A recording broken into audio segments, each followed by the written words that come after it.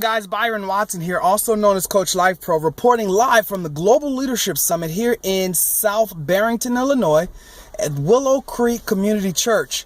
We just completed session 7 and we heard from Ivan Satyavrata. Okay? Yeah. An Indian doctor, an Indian that follows, he's a doctor, PhD, an Indian pastor following Jesus Christ, comes from Calcutta.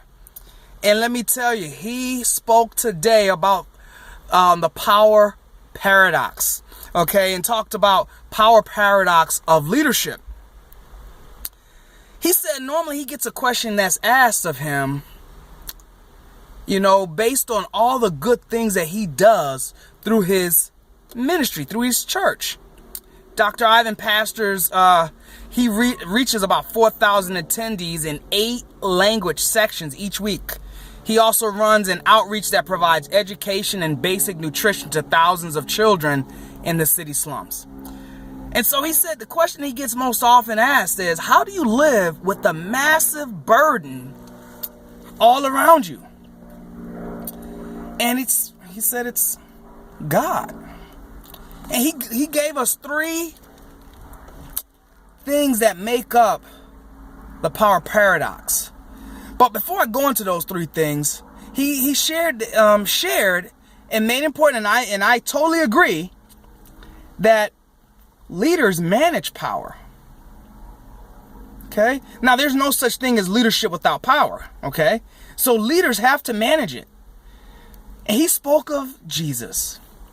He spoke of Jesus, of saying he had the scepter of the kingdom of God in one hand, and then he had a towel and basin in another hand, providing humility. Okay, remember yesterday I mentioned that Jesus is the one that introduced us to humility.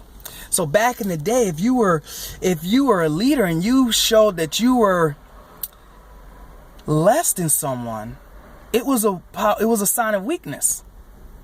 But in all actuality, being humble is not bad. It's a good thing. So how does one in charge of, and how does the person that's in charge of you, how do they show their use of power? He gave us 3 particular types of power.